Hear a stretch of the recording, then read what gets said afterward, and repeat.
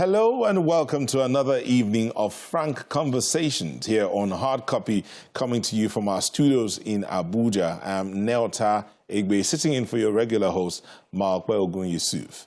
Now, the elections are over. The aggrieved are in the tribunal seeking what they consider justice, while the electorate is instilling lessons and looking forward for ways to forge ahead. While all of that's happening, there are many who ask questions about the happenings in government. They are concerned that there is little or no transparency in the communication between government and the governed, especially when it comes to the matter of the Commonwealth, money. Among the concerns that many Nigerians have is the cost of running the government at all levels, and this played a major role in the build-up to the elections. On assumption of office, President Bola Tinubu, apparently towing the path of cutting down cost of governance, pulled out what many have called a masterstroke: the removal of fuel subsidy. The ripples caused by that are still being felt. Then came the floating of the naira in the foreign exchange market. Again, that has left effects that are far-reaching. But the government's appealing to the citizens to make some sacrifices and hope for a better day ahead. Olusegun Elemo is the Executive Director at Paradigm Leadership Support Initiative, PLSI, a transparency and accountability advocacy tool to promote active citizens' participation in the Nigerian public audit with a view to ensuring public funds are spent efficiently, effectively, and economically to end extreme poverty and reduce inequality. He joins me on Hard Copy tonight to review the moves made by the government in the efforts to redeem the economy and what the plan is for the future. Olusegun Elemo, thank you for coming on Hard Copy today. Yeah, thank you for having me, and thanks to all our viewers.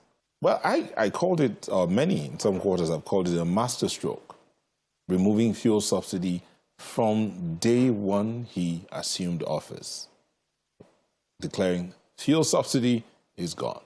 A few days after that, the naira is floated. What are your views about this move so far? Well, let me quickly say that I was in Abuja that day when, on the 29th of May, when the president was being sworn in. As soon as he made that declaration, I knew it was off script for him. As such, immediately the ceremony ended, I quickly drove out to fill my tank. Because of course, I have background in accounting. I did some economics, and now I'm into public policy. So I know certainly market will, respond immediately to that statement. And I wasn't wrong.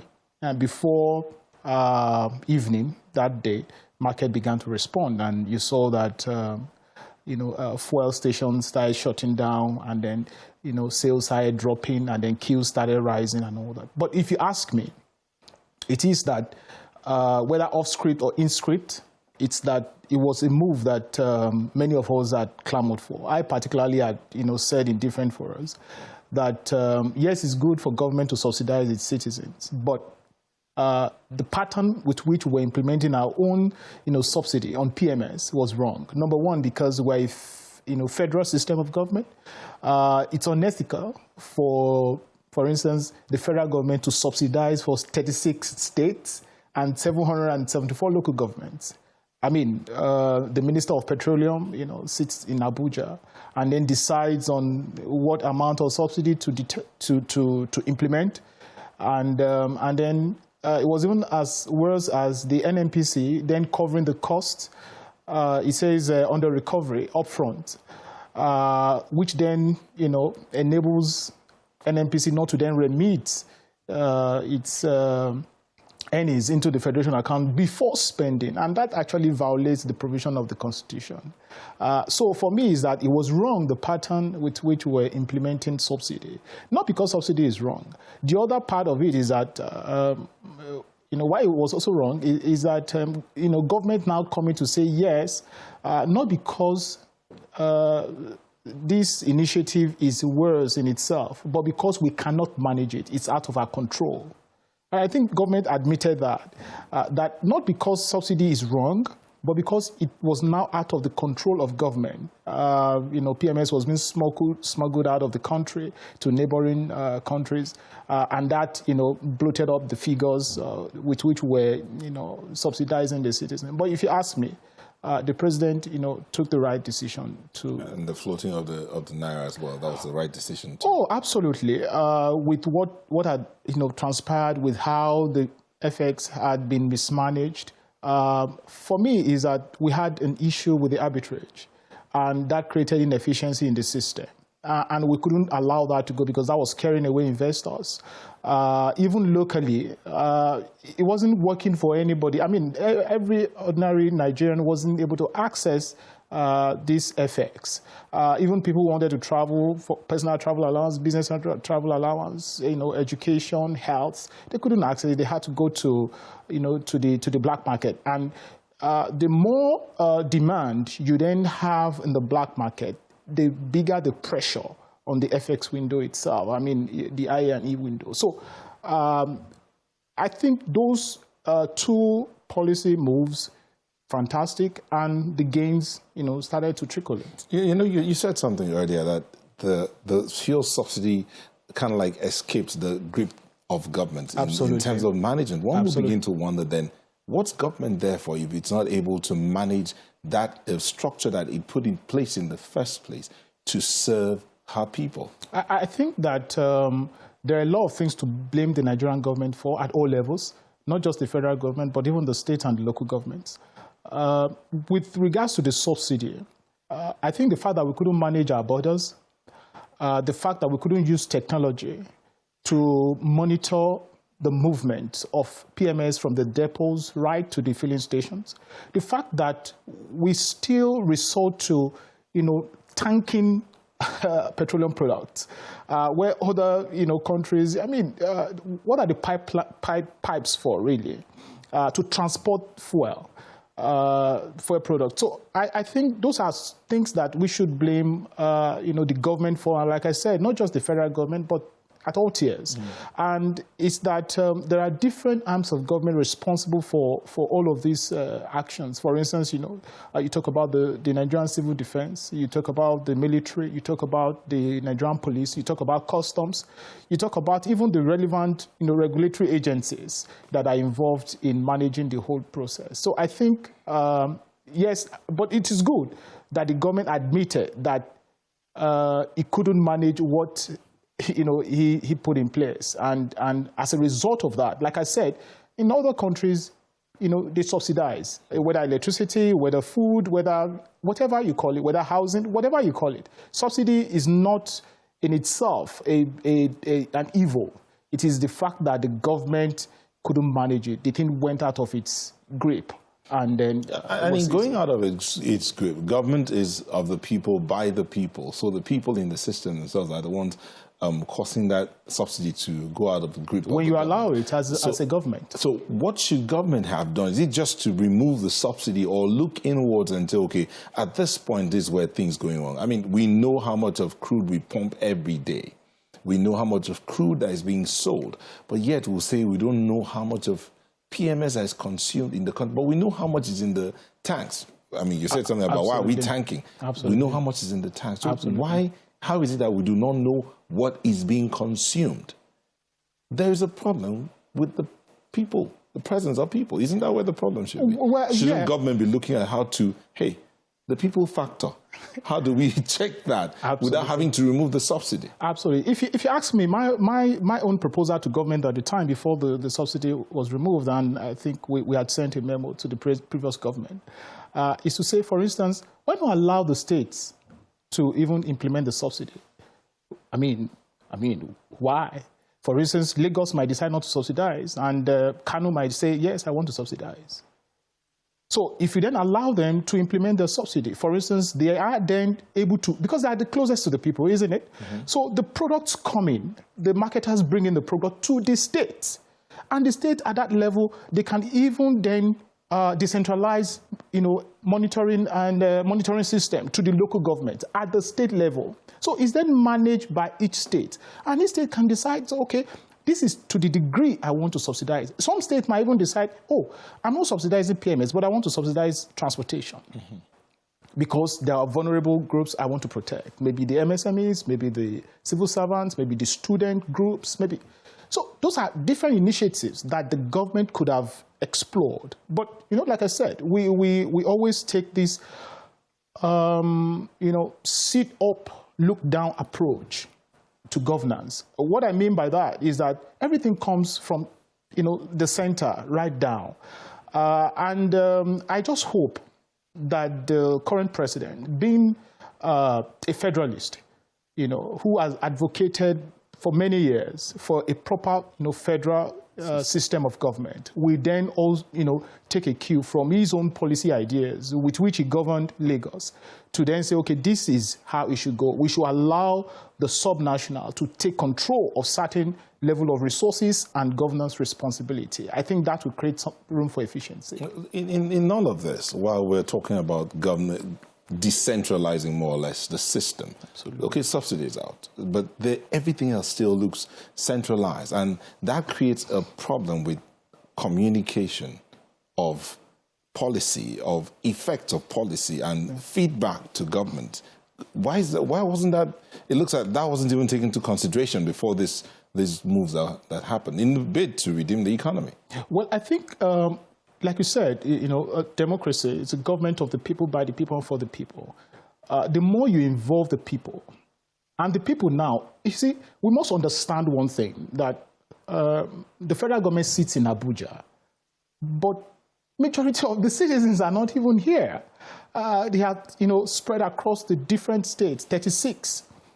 And you can't engage a few stakeholders in the FCT or in Abuja and then use that to make a case for a policy that will affect hundreds of millions of people.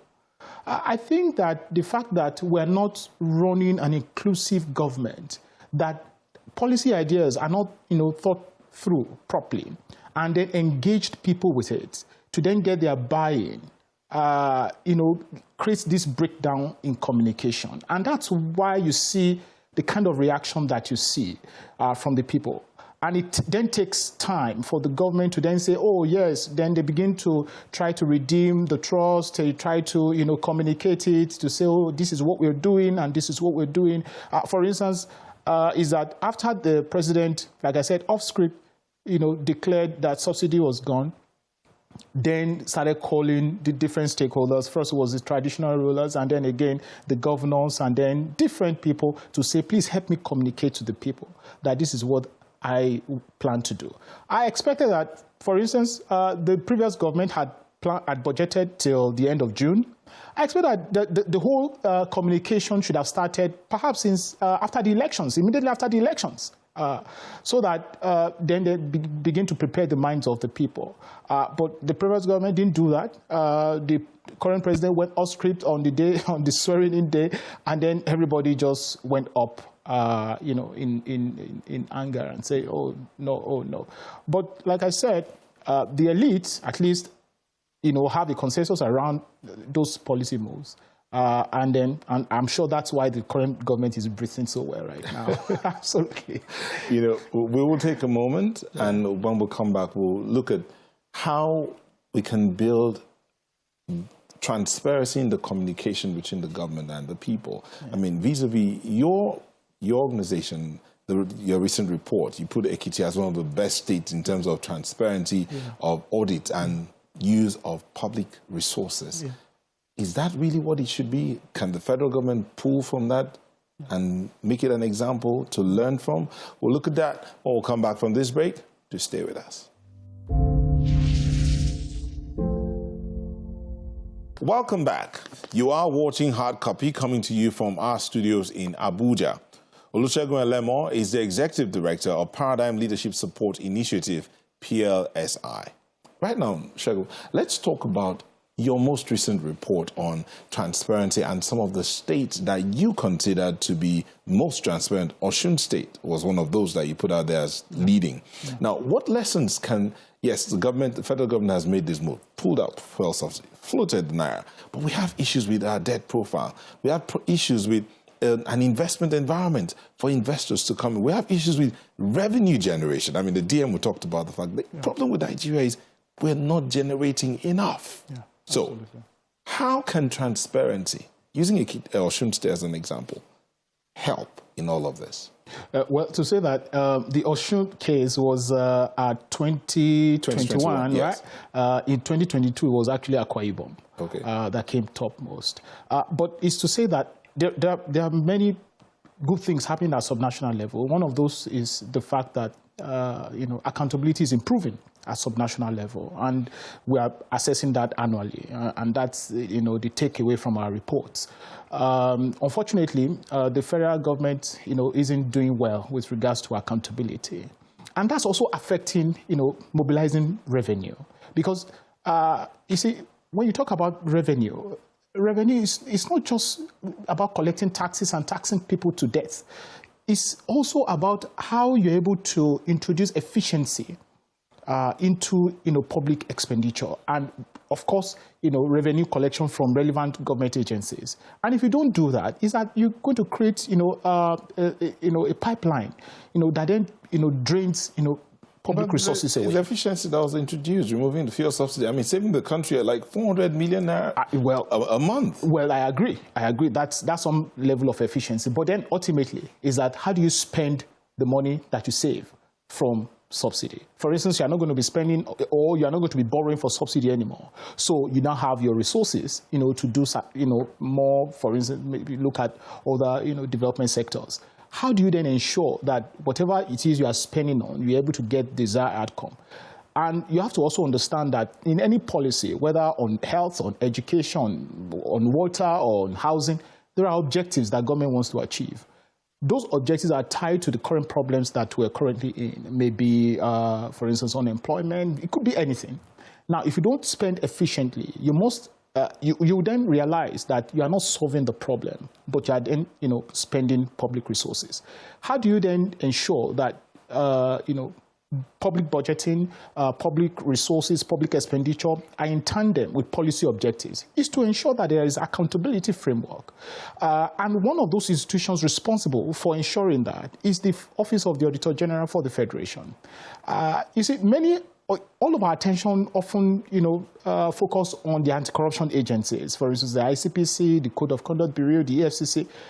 But yes, they've done, fantastic job over the years. But you see how often all the chief executive of EFCC, how they end. I mean, they always end in one corrupt issue or the other, and one ethical problem or the other, and all that. So it then gives an indication that we should look away from those institutions. I'm not saying that those commissions, those institutions should be scrapped. No, that's not what I'm saying. But it's that we should give more attention to those institutions that are statutorily mandated by the Constitution. I mean, Section 85, 86, 87 is clear on the role of the Auditor General.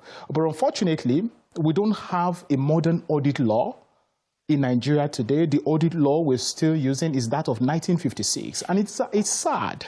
It's sad because Nigeria, which is supposed to show example to the continent, is actually not doing that. And I hope that the President Tinubu, will look in that direction to say, yes, I want to get in more revenue, but in ensuring that there is expenditure efficiency to achieve, policy objective, I have to empower the Office of the Auditor General.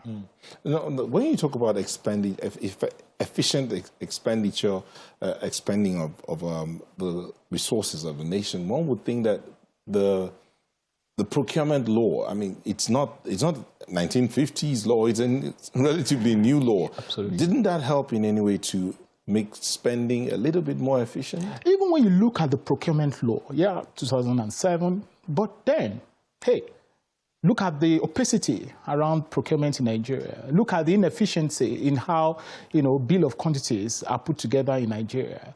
And then we're supposed to use open procurement, the open procurement portal to be able to demystify those procurement, issues, challenges that we had. But unfortunately, we haven't been able to get that off the way. I would say that the last administration was very big on transparency, but very poor with regards to accountability. And it was very evident in how, resources were managed, in how, scandalous issues came up here and there, in how, everywhere you looked in the last administration, you always see one issue with regards to public spending. And I'll give you an example. For instance, in 2018, you had 79 agencies that couldn't, account for about more than 600 billion. They had 79 agencies, had a budget of 2 trillion, thereabout. The funds released was about 800 billion, and they couldn't account for 600 billion. That's about over 70%. In 2019, then you then have 70 agencies, which had a budget of 3 trillion, a little above 3 trillion. They got the funding released was about 2.2 trillion, but they couldn't account for over 450 billion. That's about 20%. And in that, the Auditor General made over 1,500 recommendations. When you then look at it, over 1,500 recommendations, when you juxtapose that with 70 agencies, you have about 20 recommendations on the average. Yes. And in Nigeria, we have about 1,000 agencies of government. When you pick that 20 on the average, you are looking at about 20,000 audit recommendations, really. If the Auditor General really has to audit all the agencies of government. But he doesn't do that because he always claims, about resources and all of that.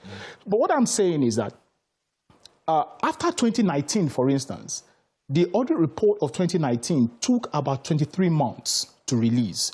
After 2019, we haven't seen any audit report on any budget of the federal government, not the 2020, not the 2021, not even the 2022.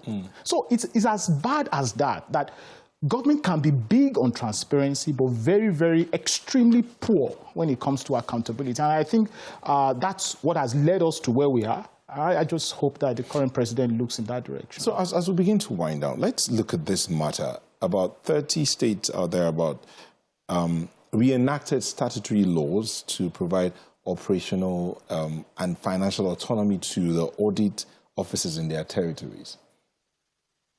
In looking at the reforms, the audit reforms and the laws, do you think this is the way to go? Absolutely. If the Auditor General's office is independent of the state, do you think they'll do better? What about enforcing the recommendations that they put out?